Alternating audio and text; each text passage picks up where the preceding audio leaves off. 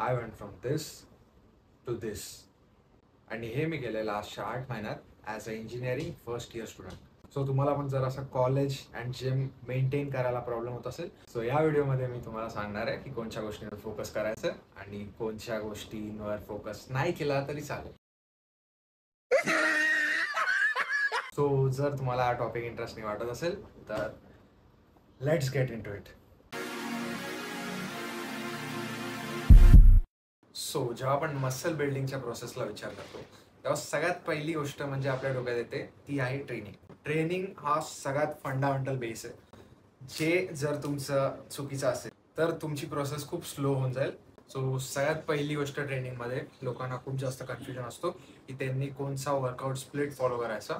Workout split म्हणजे तुम्ही basically weekly बेसिसवर लोकांचं ठरलेलं असतं की मंडेला मी हा मसल मारेल, ट्यूजडेला हा मसल मारेल.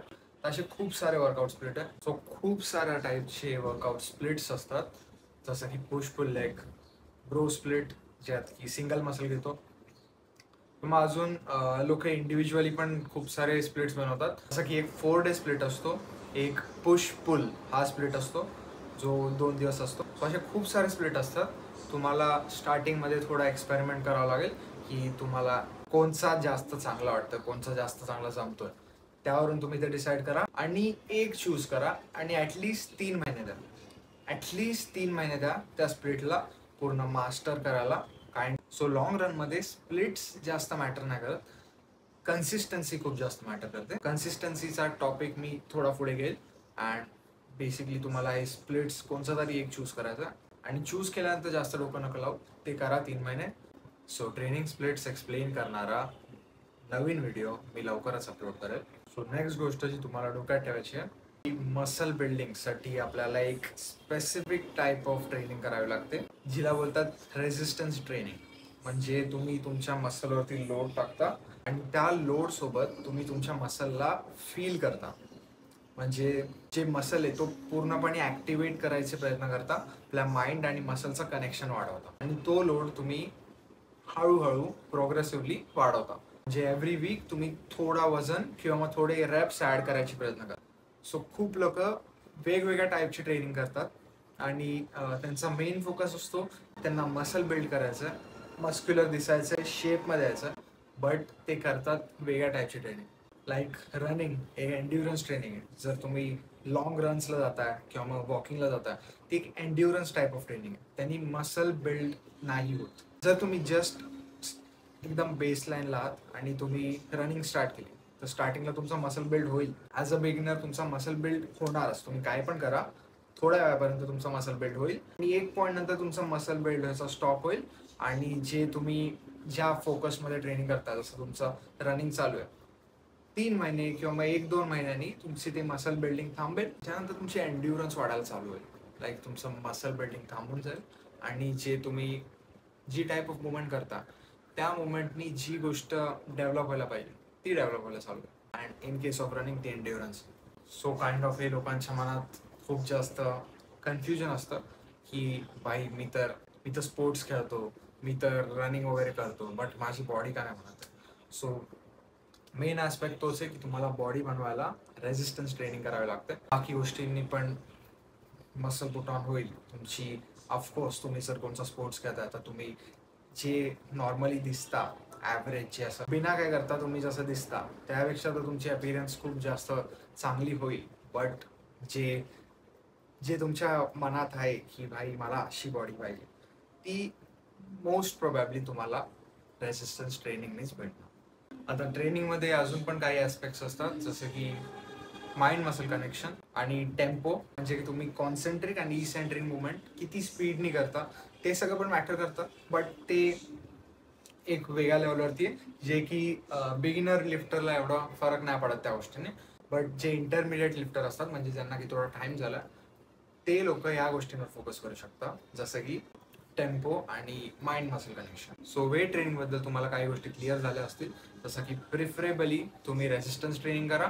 अँड जर तुम्हाला दुसऱ्या टाईपची ट्रेनिंग करायची, एन्ड्युरन्स किंवा मग स्पोर्ट्स खेळायचे, तरी तुम्ही मसल बिल्ड ऑन करू शकता. बट त्यासोबत तुम्ही ही रेझिस्टन्स ट्रेनिंग पण ॲड ऑन करा. त्यासोबत आपण बघूया पुढच्या इम्पॉर्टंट गोष्टीकडे, जे आहे diet, sleep and recovery. So sleep हा एक असा टॉपिक आहे जो की इलॅबोरेट करायला गेला तर खूप मोठा टॉपिक आहे. बट मी तुम्हाला सिम्पल शब्दात सांगेल की ॲटलिस्ट 7 to 9 आवर्सची स्लीप तुम्ही रोज घ्या अँड तुम्ही बेसिकली स्लीपच्या मामल्यामध्ये क्लिअर, त्यात तुम्हाला अजून काय प्रॉब्लेम नाही. सो आता वळूया डाएटकडे. डाएट एक अशी गोष्ट आहे जी टॉप परफॉर्मर्स आणि जे नॉर्मल लिफ्टर्स आहेत त्यांना डिफरन्शिएट करतं. जे एकदम इलीट लेवलचे श्रेडेड असतात ना, त्यांचा डाएट खूप चांगला असतो. बाकी training intensity, training mind muscle connection वगैरे सगळं तुमचं चांगलं असेल ना, बट तुमचा डाएट खराब आहे तर तुम्ही तिथे नाही पोचू शकणार. एक वेळेस तुमची स्लीप खराब असेल तर तुम्ही करून घ्या, बट तुमचा डाएट खराब असेल तुम्ही ती जी गॉड लेवल फिजिक अशी जी आपल्या डोक्यात असते की भाई अशी बॉडी बनायला पाहिजे, ते तुम्ही विसरून जाता तुमचा डाएट नसेल. आता डाएट एक अशी गोष्ट आहे जी तुम्ही ऑब्विसली चेंज करू शकता.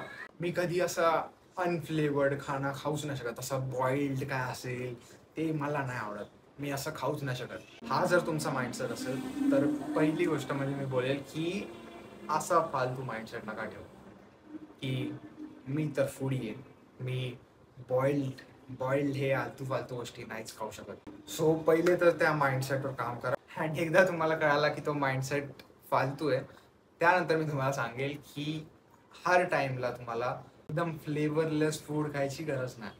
तुम्ही मसाले वगैरे ॲड ऑन करू शकता, मसाल्यांनी काहीच प्रॉब्लेम नाही.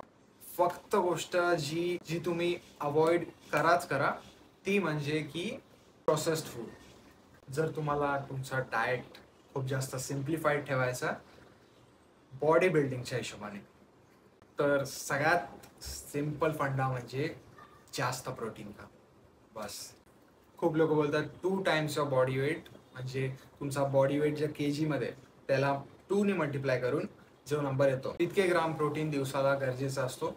बट सायंटिफिकली जे रिसर्च वगैरे झाले, actual number body weight into 1.6 असतो आणि त्यानंतर जे पण तुम्ही खाता ते ॲडिशनल होऊन जातं. सो मी बोलेल की तुम्ही स्टार्टिंगमध्ये 1.6 ठेवा.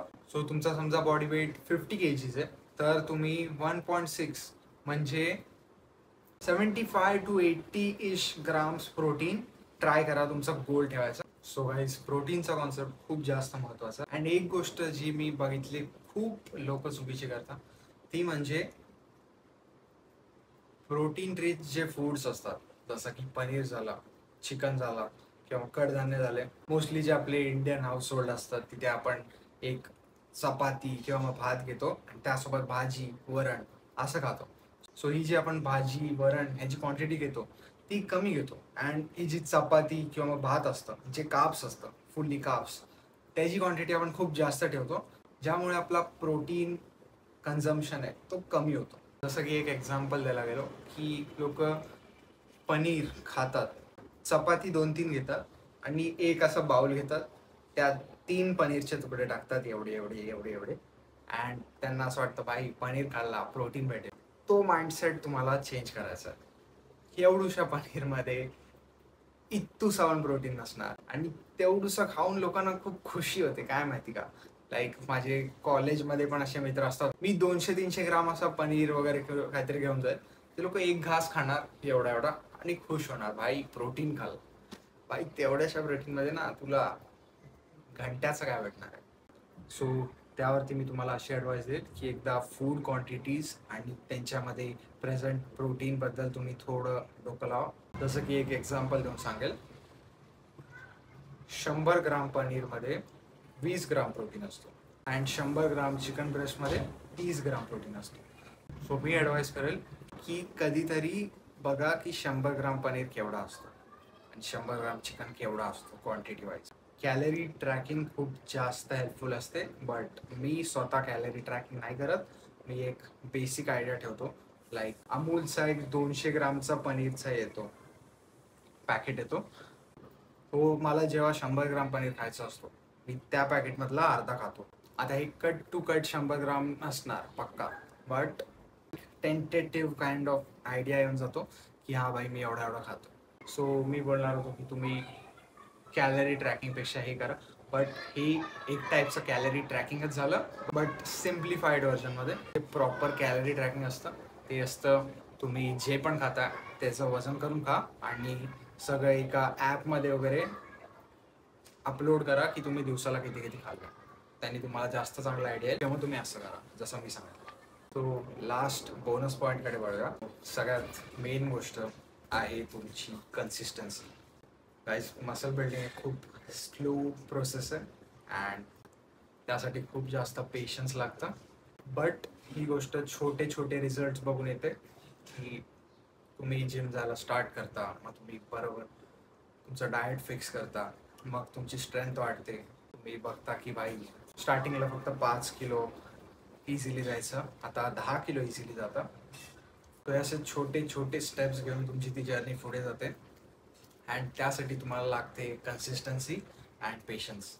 बॉडी तशी नाही बनते असं खूप जास्त वेळा वाटतं, बट ज्या गोष्टी तुम्हाला आवडतात त्या करत राहायच्या.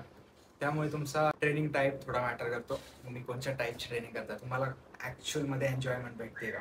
जर तुम्हाला एन्जॉयमेंट नसेल भेटत तर तुम्ही ऑफकोर्स क्विट करणार एक पॉईंट. सो ती तुमचा तो बेसिकली तुम्हाला ते असं आवडलं पाहिजे जे तुम्ही करता, तेव्हा जाऊन तुम्हाला ते रिझल्ट भेटणार. सो त्यासाठी तुम्हाला कन्सिस्टन्सी पाहिजे अँड वर्कआउटमध्ये फ्लेक्झिबिलिटी ठेवा. म्हणजे खूप जास्त असं एकाच रुटीनमध्ये फिक्स न करावं. कधी कधी तुमचं कॉलेज लवकर असणार, कधी लेट असणार, कधी तुमचे टेस्ट्स येतील, कधी सेम येतील, कधी काय होईल काहीच नाही सांगू शकत.